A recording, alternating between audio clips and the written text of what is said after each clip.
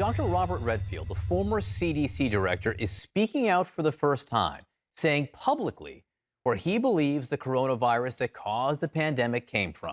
These extraordinary comments come in a new interview for a CNN documentary airing this weekend. Dr. Sanjay Gupta joins us now. And Sanjay, Dr. Redfield says he's giving his opinion, but I have to say, I think you're about to break some pretty significant news here. Yeah, I mean, this was extraordinary, John, for certain. He is the former CDC director. He's spent his entire career as a virologist. I interviewed all 6 of these doctors sort of in the form of an autopsy, really to sort of meticulously dissect exactly what had happened here. Really no pre-agenda. Dr. Redfield, when we sat down to talk, he wanted to start at the beginning, the origins of this virus, what he believed actually transpired. Take a listen. If I was to guess, this virus started transmitting somewhere in September, October in Wuhan. September, October. That's my own view. It's an only opinion. I'm allowed to have opinions now. You know, I am of the point of view that I still think the most likely etiology of this pathogen in Wuhan was from a laboratory.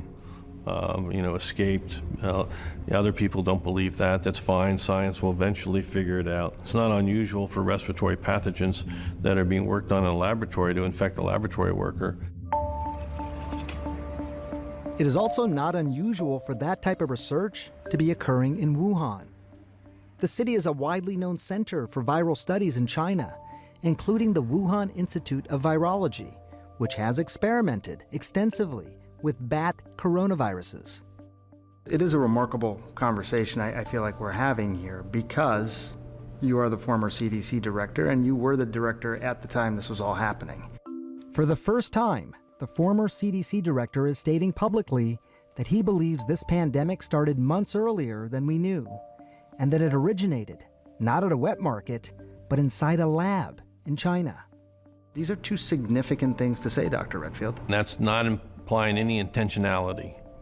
You know, it's my opinion, all right? But I am a virologist. I have spent my life in virology. I do not believe this somehow came from a bat to a human, and at that moment in time, the virus that came to the human became one of the most infectious viruses that we know in humanity for human-to-human transmission. Normally, when a pathogen goes from a zoonotic to human, it takes a while for it to figure out how to become more and more efficient in human-to-human transmission.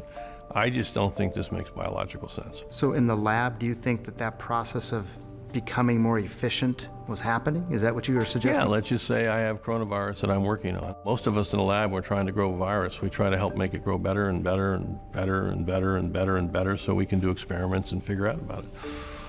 That's the way I put it together.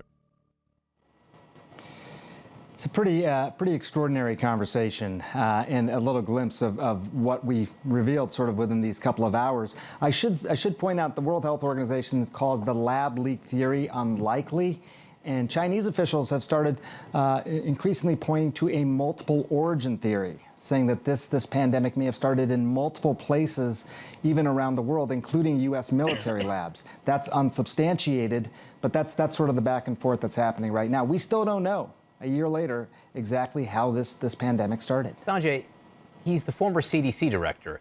So when he says it's just his opinion, it's not just an opinion. The former CDC director sees things and knows things that the rest of us don't see. Expertise. Or know. Well, but not only his lifelong area of expertise, but actually when he was in the U.S. government, seeing things that the rest of us aren't entitled to. I mean, how much of just an opinion can it be?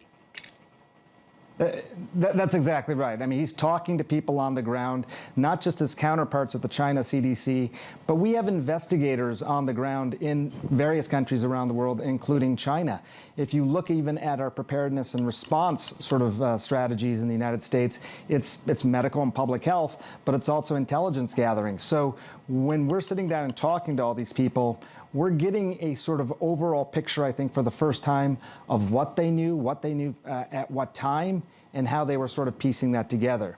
So it's not just intrigue. I mean, it's important to know how this started if you're going to best prepare for a possible future pandemic. To go and it's sort of from an animal to a human and suddenly become one of the most infectious pathogens we've ever seen in humanity simply doesn't happen very often. That's the point that Dr. Redfield was trying to make.